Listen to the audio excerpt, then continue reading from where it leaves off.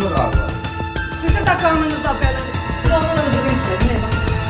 Vallahi görürüm. Farsda seçilmiş kaç katın şartları 5 bin dolarlık alışlarına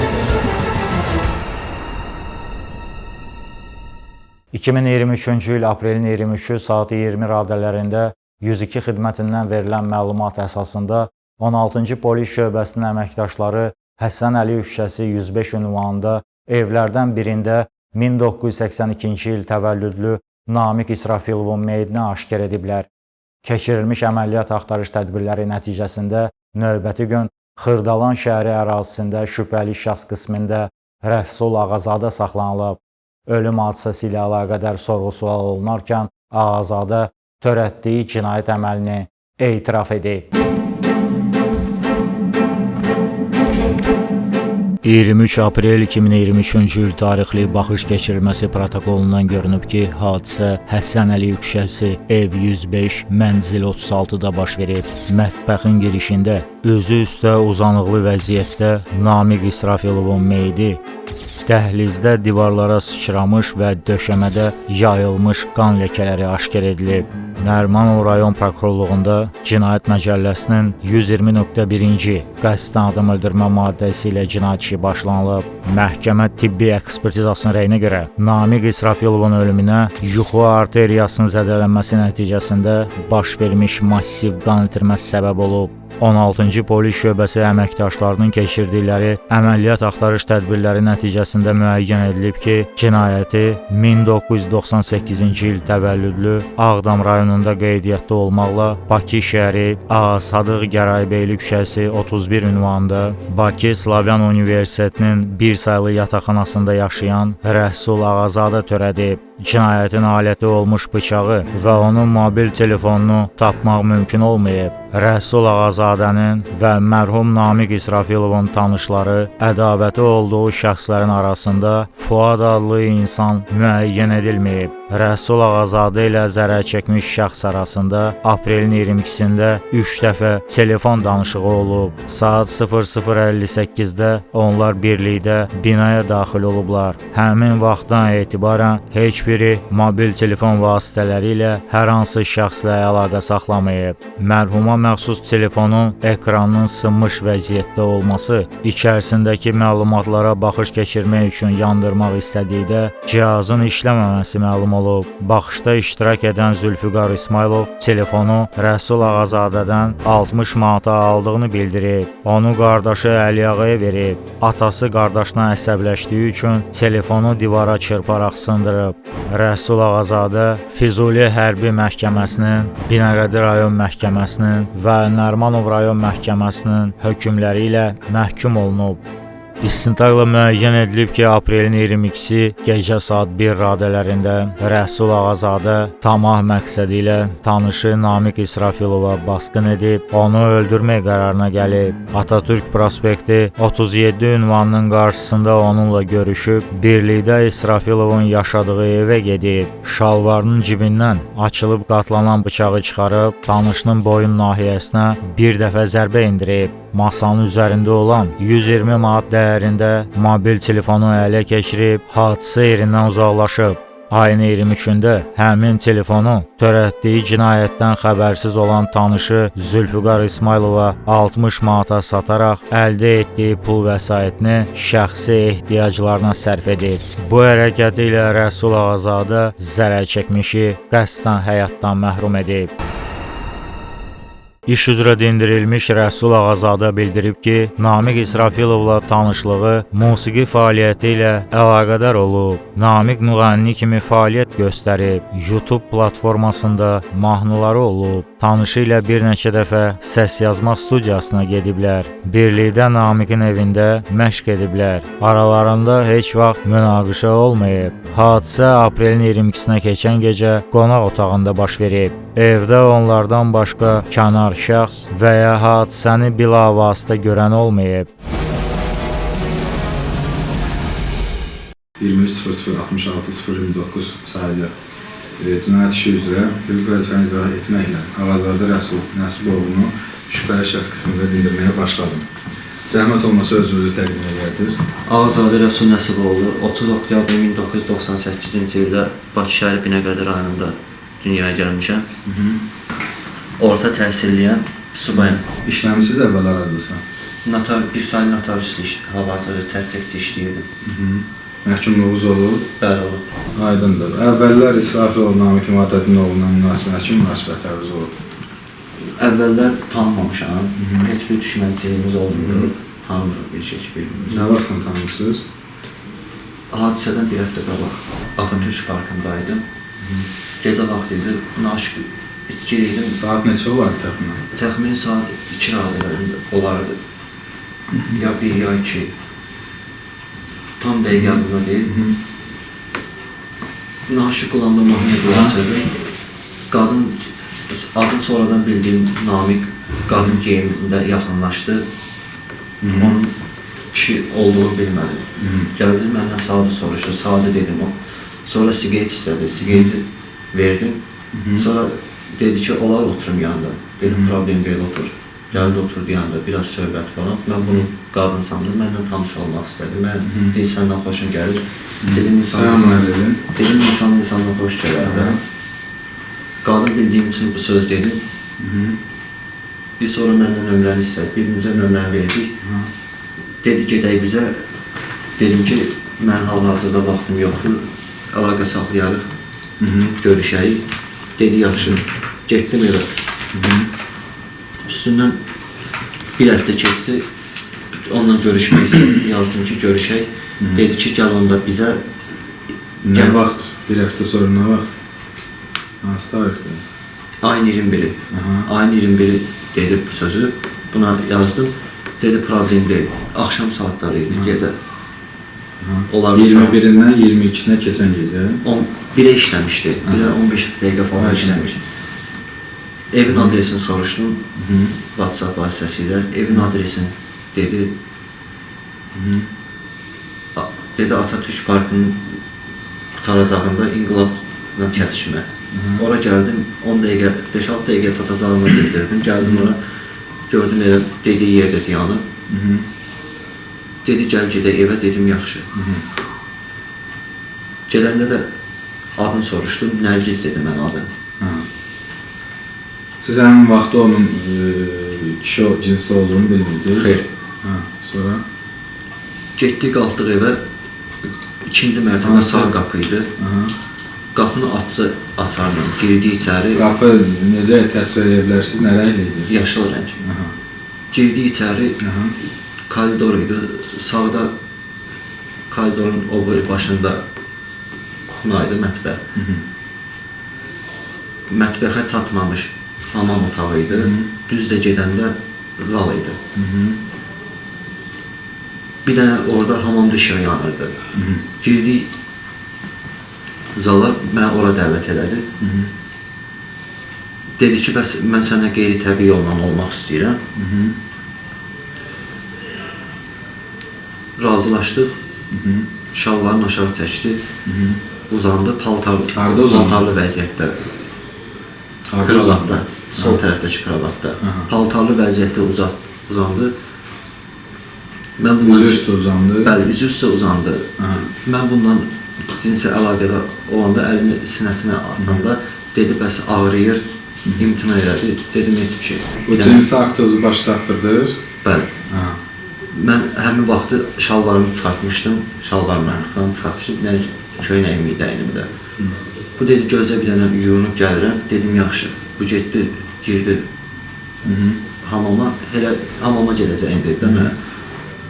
Bir də gördüm ki, işığı yandırıb, mən də siqaret yandırmışam, siqaret çəkəm. Gördüm, işıq yandırıb, əynində bir dənə qara şalvar var, çəkib aşağı, üstündən tül bağlayıb, bel hissəsini aşağı. Tül deyəndə nəyə nəzərdə tutursunuz? Nazik şal kimi, yaylıq kimi bir şey. Üstdə də heç nə yoxdur. Üstü paltarsızdır. Qurşaqdan yuxarı paltarsızdır. Tülü bağlayıb belinə, şalvarını da çəkib aşağı. Onu gördüm. Həmin vaxt işıq yanırdı, yoxsa sönmüşdü? Yandırmışdı. Qorxdum, gördüm üstümə gəlmək istəyir. Dedim, gəlmə də mənim üstümə. Dedi ki, bəs yox da, mən həm aktivəm, həm passiv. Sən məndən qeyri-təbii yolla oldun, indi mən səndən olacam. Buna mən etirazımı bildirdim ki, yəni, ömür boyu elə bir şey ola bilməz də. Bu deyir ki, sən nə danışırsan? Mənim ağzımda lezva var, qapını da bağlamışam, açarı da saxlamışam özümdə. Gizlətmişəm. Sən burada başını oynatacam da, sən mən deyəmə razı olmasan. Siz həmin vaxt bildiniz ki, artıq həmin oğucu bu kişi cinsli şəxsdir. Bəli, cinsiyyəti orqanda görsənirdi. Qurşaqdan yuxarıda əynində heç nə yox idi. Baxan kim bilinir, kişi bədəni, həm cinsiyyət orqanı. Sonra?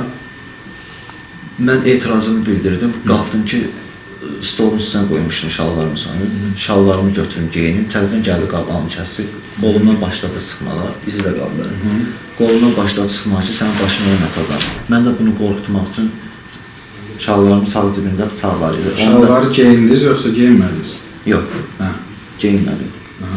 Çünki imkan yaratmırdı, həm də qorxurdum ki, şalvar geyinməyə başım qatışar, birdən lezğazad atıb eləyər mənə. Bıçağı sədərəkdən almışdım 25 manata. Gecə vaxtı prosta birdən qabağını kəsib eləyərlər, yol çıxam, ona görə özümü qorumaq üçün götürmüşdüm, qorxutmaq üçün kimlərsə. Bıçağı götürdüm ki, qorxudan bıçağı açmamışam elə. Dedim, bax, eləmə də, mənim üstümə gəlmə, mən səni vuracam da. Yəni, mən bunu icazə verə bilmərəm. Dedi ki, mən az fərq edir, yəni, burada mən deyən olacaq, səni indi kəsi eləyəcəm burada. Gördüm, çıxış variantı yoxdur, bıçağı açsın, 2-3 dəfə havaya tulladım yalandan, göstəriş elədim ki, yəni məndən uzaq durur da, dedim, bəlkə qorxub eləyər, obşənməyə. Təzdən üstümə gəldi, nə bilim, səs atmışdı başına ki, sənin başına oyun açacam. Mən də qorxdum ki, indi lezva tullayıb eləyər mənim üzümə. İndi dəyər olğunun azadına. Onu niyə düşündünüz ki, lezva tullayar? Özü dili ilə dedi. Dedi ki, mənim ağzımda lezva var. Yəni, sən sağ-salamat çıxmayassan da buradan. Üstümə gələndə bunu qorxutmaq məqsədi ilə bıçağı bu tərəf elədim ki, dedim, indi çəkilər də birdən. Bıçağı bunu atanda dəydi onun boğazının sol nahiyəsindən. Boğazının sol nahiyəsindən dəydi, başladı bunun boğazından qan axmağa. Nətər axırdı qan? Sürətlə axırdı da, elə bir sırıyırdı. Harası sıçradığını gördünüz? Divara sıçradı. Stolun üstündən əskini götürdüm, naxadı. Bu getdi, kuxuna tərəfi girmək istəyəndə əskini verdim ki, qoy boğazına onu. Gördüm ki, qan gedir bundan. Çox pis axırdı da qan. Qoydu o əskini boğazına? Əskini boğazına qoydu, bəli. Əskini boğazına qoydu. Ondan sonra yandı orada, keçdim mən bu bir otağa. Montajdaydım, bilmirdim neyim. Bir dənə sigaret yandırdım. Telefon gördüm ki, bundan xırıltı gəlir. İstəmədim olsun. Kuxunada ayaq üstə idi, yoxsa? Kuxunada ayaq üstə idi. Nə qədər qaldı təxmin ayaq üstə? 5-10 saniyə. 5-10 saniyə. O ayaq üstə qalında da xırıltı səs gəlirdi. Bəli. Sonra? Mən də telefonum sönmüşdü. Tez onun telefonunu götürdüm ki, yüzçə yığım ölməsin də. Çünki mən həqiqətən onu öldürmək məqsədinə vurmamışdım, qorxutmaq məqsədinə vurmuşdum. Gələndə gördüm ki, yıxıldı bu. Gəldim bunun yanına ki, tez atsın parolu, yüzçə yığım. Gələndə gördüm yıxıldı, başladı xırıldamağa, səsi kəsildi. Əlimi vurdum nəbzinə, gördüm nəbz yoxdur. O xırıltısı nə qədər davam elədi təxminən yerdə? Xırıltısı 2-3 dəqiqə, belə. Sonra? Gördüm ki, nəbzinə vurdum əlimi, gördüm nəbz də vurmur. Ölüb. Mən də bilmədim neyini, gəldim qapını açmaq istədim. Gördüm hansı qapını? Evin giriş qapısı, çöl qapısı. Gördüm ki, həqiqətən də dediyi kimi qapını bağlayıb, açarı gizlədi. Açarı nə qədər axtardım, tapa bilmədim. Gəldim, bir dənə də sigaret yandırdım. Həyəcanımı basmaq üçün stolda 2 litr yarım pivə var idi. Pivədən süzdüm, bıçağı götürdüm. Onun telefonunu götürdüm. Telefonu da götürməkdə məqsədim yazışmalar var idi. Nə yazışmalar var idi? Mən evin yerin izah eləmişdi orada. Görüşməyinizlə bağlı yazışmışdılar. Sonra? Telefonu götürdüm. Pəncərəni açsın, pəncərədən düşdüm aşağı.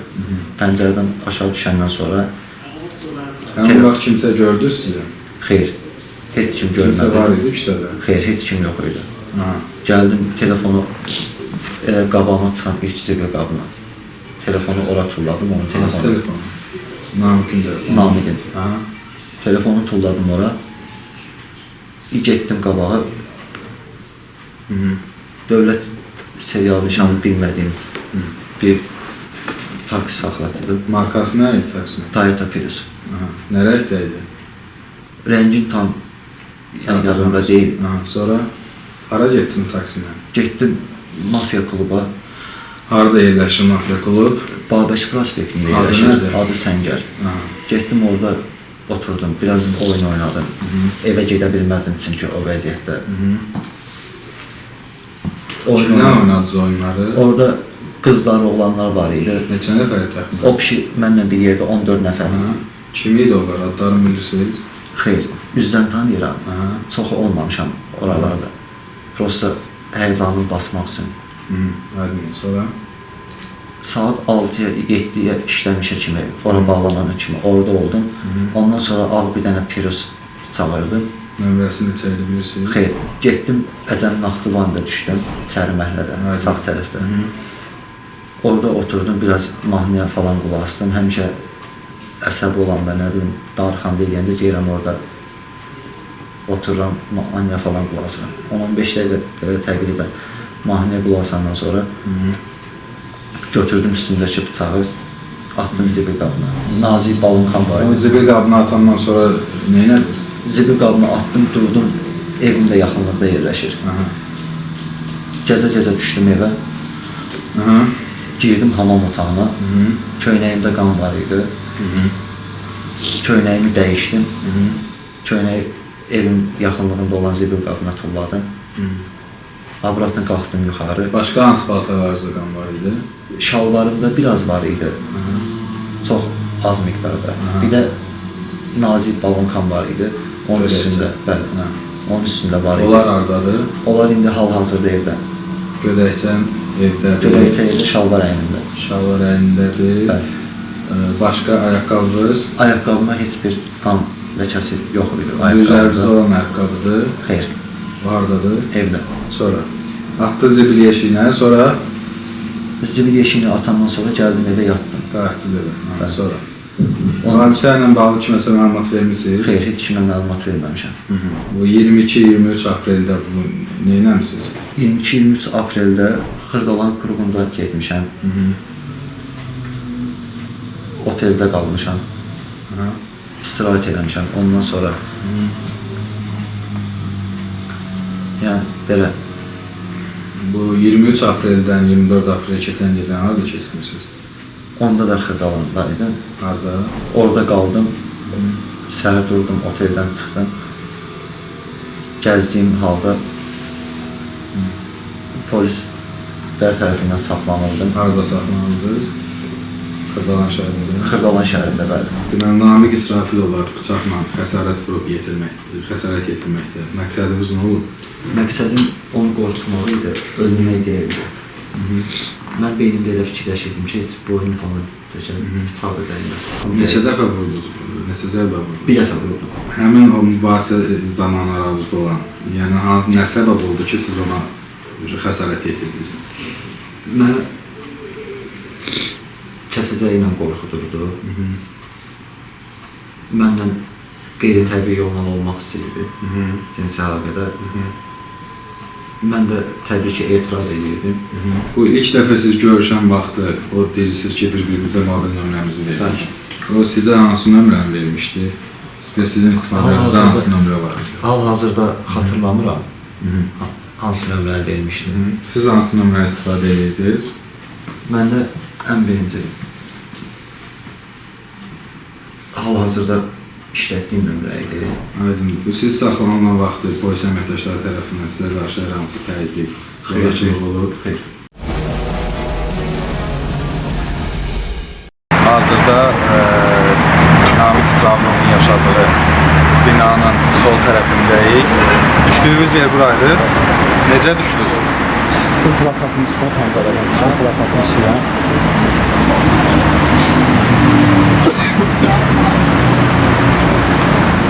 Pəncərəni açdınız. Çıxdınız plakatın üstünə. Sonra Orada da tullandım yerə. necə tullandın? İki əlimlə sallaşdım dəmirdə. Əlinlə tutub sallandın. Bəli. Ha, bura düşdünüz. Bəli, düşdüm bura. Aha. Buradan da tullandım ora. Sonra Tullandım ora. hansı istiqamətdə getdin? İstiqamətə getdim. Göstər, göstər.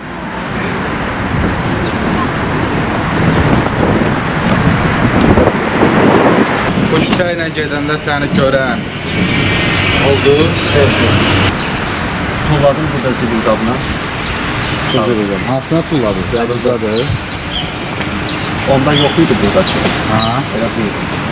Başdan birincinə tulladın. Nəyi tulladın bura? Telefonu tulladım ora. Hansı telefonu? Onun telefonu. Tulladım ora telefonu. Tullayandan sonra belə düz getdim. Ha. Taksiyə mindim. Taksiyə minəndən sonra getdim Mafya kluba. Biraz oynadım o yan bu yan. Ondan sonra getdim Əcəmi Naxçıvan küçəsinə. Orada 5-10 dəqiqə oturdum. Bıçağı tulladım ora. Bıçağı ora tullayandan sonra evim Söz, ora aydındır. Burada yekunlaşdırdın, Bəli, getdin bəli. Bağdaş prospektinə. Bəli. Hazırda şübhəli şəxs Rəsul Ağazadənin ifadəsində qeyd etdiyi Binəqədi rayonu Əcəmi Naxçıvan küçəsi 26 ünvanının həyətində yerləşən parkın qarşısındayıq. Bu park qeyd edəcək park Rəsul Ağazadənin. Aha. Gəldiniz bura, harda əyləşdiniz? Qabaqda Göstərin. mesafədə. Kimsə var idi həmin vaxt burada? Hayır. Saat neçə olardı təxminən? Səhər 7-in yarısı falan olardı. Aha. Burayla girdim. Aha. Gəldim oturdum burada Besetkada.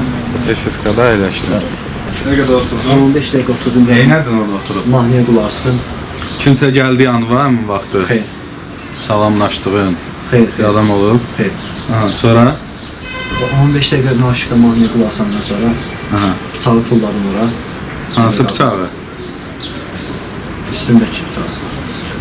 Hadisəni törətdiyin bıçağı. O təsvir eləyə bilərsən o bıçağı necə idi? Belə Loridə akula deyirlər. Aha. Açıq qatlanan bıçağı idi. Aha, nə rəngdə idi? Dəstəyi qəhvəyi rəng idi. Aha. Belə özü metalik rəng idi. Hara atdın? Attım bura zibil qabına. Aha. Dolu idi zibil qabı, yoxsa boş idi həmin vaxt? Boş idi. Boş idi. Sonra nə etdin? Ondan sonra məhəlləmdə yaxın olacaq. Düşdüm məhəlləyə. Məhəlləyə yaşadığın ev yaxınlıqdadır. Hardan getdin? Hansı istiqamətdən getdin? İstiqamət. Bəli, Göstər. Daha başqa qərarda saxlayacaq maşını. Bu istiqamətdən getdin evə.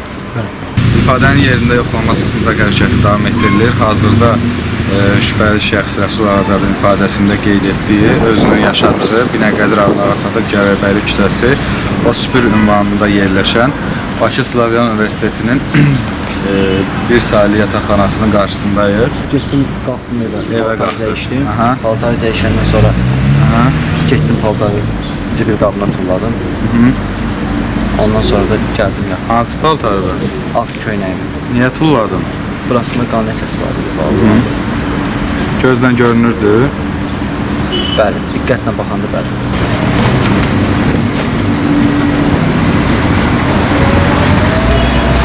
Köynəyi nədə götürmüşdünüz evdən?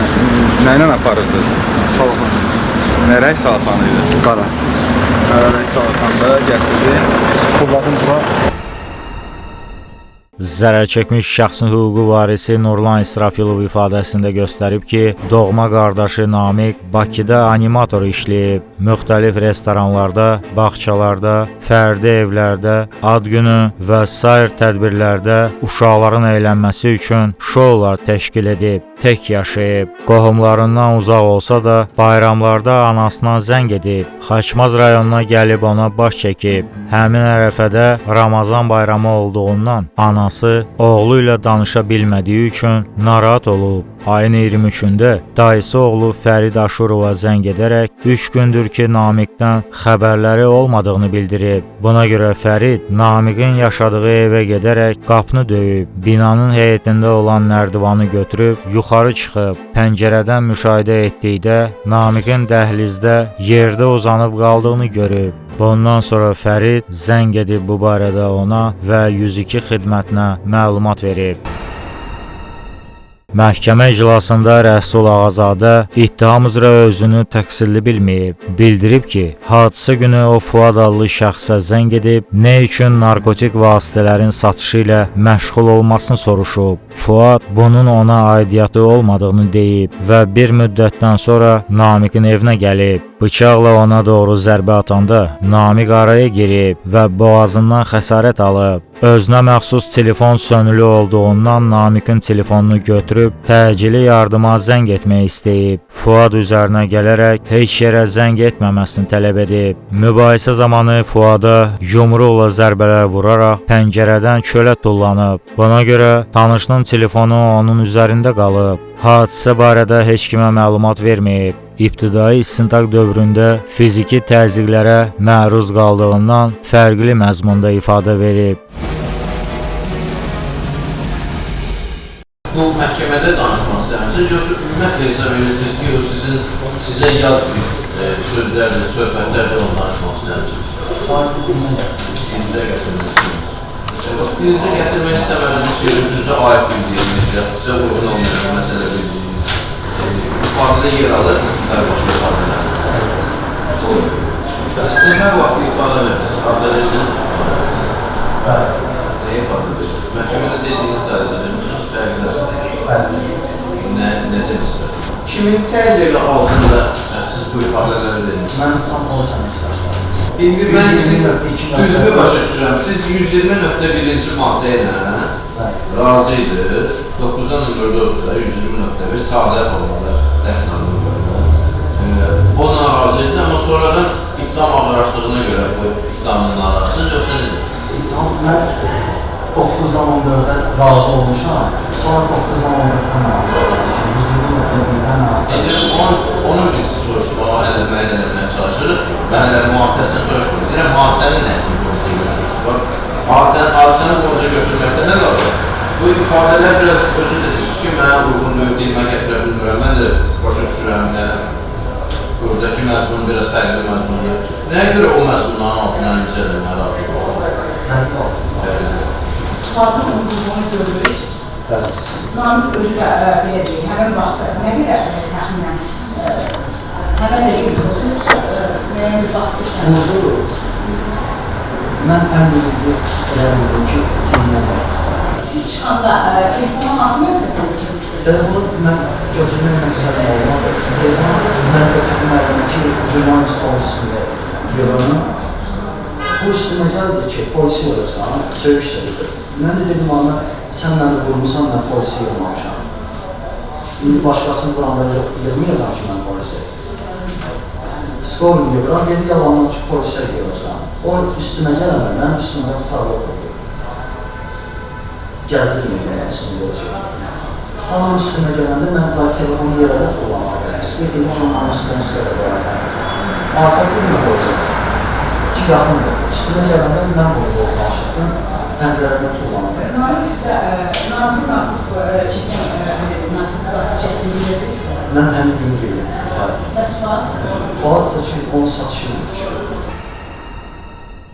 Şahid Fərid Əsgərov bildirib ki, hadisədən 2 gün öncə Şahin adlı musiqi təşkilatçısı zəng edərək Namiqdən xəbər olmadığını, ona görə 1000 manata yaxın ziyana düşdüyünü söyləyib. Evinə getdikdə Namiq ona növbəti gün işə çıxacağını və Şahini görəcəyini deyib. Tanışları Namiqə Nihad deyə müraciət ediblər. O narkotik vasitələr qəbul etməyib. Evində olanda hər hansı kənar şəxsi, həmçinin Rəsulu görməyib. Namiq ona səs yazma ilə bağlı kiminləsə tanış olması barədə heç nə danışmayıb. İndi siz 8 ildir son tanıyırdınız. Bilirsiniz ki, ümumiyyətlə, bu müqavilədə görüşür, yoxsa sadəcə elə-belə görüşür?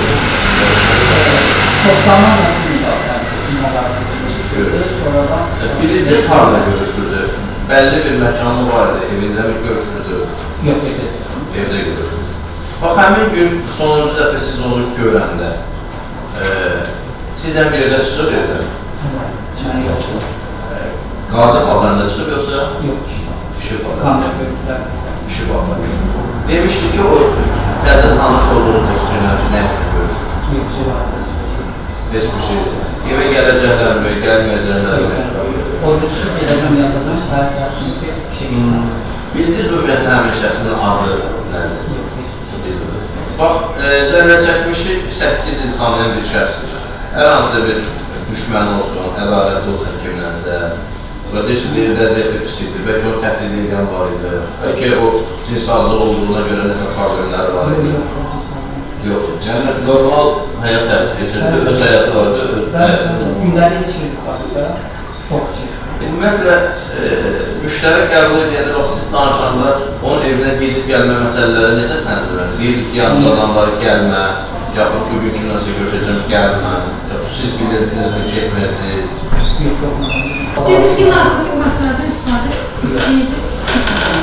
Bəlkə edirdinizsə xəbəriniz yoxdur, yoxsa Onu bilmiyorum. Mənim yanımda ancaq şey çıxır. yanında, sizin yanınızda Fuad adlı şəxsin adını çəkib yanınıza. Namik, sən dedin ki, mən iki adamla tanış olmuşam. Yönləndirmə yox, sual kimi verirsiniz, sual kimi verirsiniz. Yönləndirmə. Bir də Sonra sən, tanış olmuşsun, hə? bəli, onu Namiklə mən Ayna Sultanova da tanış olmamışam. O Səslərini heç ümumiyyətlə sizi bir dəqiqə, ümumiyyətlə sizi nəzərdə tutmadı. O ümumiyyətlə dedi ki, mən ümumiyyətlə demirəm, o kimi gözləyirdi, kimlə tanış olmuşdu. Sadəcə dedi ki, Ayna Sultanova tanış olduğum adamı gözləyirdi. Başqa da bir şey demədi. Başqa sualınız varsa buyurun. Hələ ki yox. İş materiallarından görünüb ki, Rəsul Ağazadə ibtidai istintaqda tez-tez ifadələrini dəyişib. İstintaqda etiraf edici ifadəni 16-cı şöbənin əməkdaşları tərəfindən məruz qaldığı fiziki təzyiq altında verməsi barədə xüsusatlar araşdırılıb və 2023-cü il oktyabrın 4-də müvafiq qərarla cinayət işinin başına alınması rədd edilib. Aprelin 24-də Nərimanov rayon polis idarəsinin müvəqqəti saxlama yerinə daxil olarkən Ağazadə sağlam olub, heç bir şikayəti olmayıb. Məhkəmə Rəsul Ağazadənin Namiq İsrafilovu öldürmədiyinə dair məhkəmədə verdiyi ifadəsini müdafiə mövqeyinə söykənən subyektiv mülahizəsi, cinayət məsuliyyətindən yaxa qurtarmağa, məsuliyyətini yüngülləşdirməyə yönəlmiş cəhdi kimi qiymətləndirib. Zərər çəkmiş şəxsin hüquqi varisi bildirib ki, təqsirləndirilən şəxsdən şikayəti və tələbi yoxdur. Məhkəmə qənaətə gəlib ki, Rəsul Ağazadənin Cinayət Məcəlləsinin 120.2.11-ci quldurluqla əlaqədar qəsdən adam öldürmə və 181.3.3-cü quldurluq zərər çəkmiş şəxsin sağlamlığına ağır zərər vurulmaqla törədildikdə maddələrində nəzərdə tutulmuş cinayət əməllərinin törətməsi tam sübuta yetirilib. Ağazadə təyin olunacaq azadlıqdan məhrum etmə növündə cəza müddətini ciddi rejimli cəza çəkmə müəssisəsində çəkməlidir. 2024-cü il iyulun 22-sində Bakı Ağır Cinayətlər Məhkəməsinin hökmü ilə Rəsul Ağazadə cəzasını ciddi rejimli cəza çəkmə müəssisəsində çəkməklə 16 il 6 ay müddətinə azadlıqdan məhrum olunub. Noyabrın 6-sında Bakı Apellyasiya Məhkəməsinin qərarı ilə onun cəzası 15 il 6 ay müddətinə endirilib. Hökmü qanun olursa,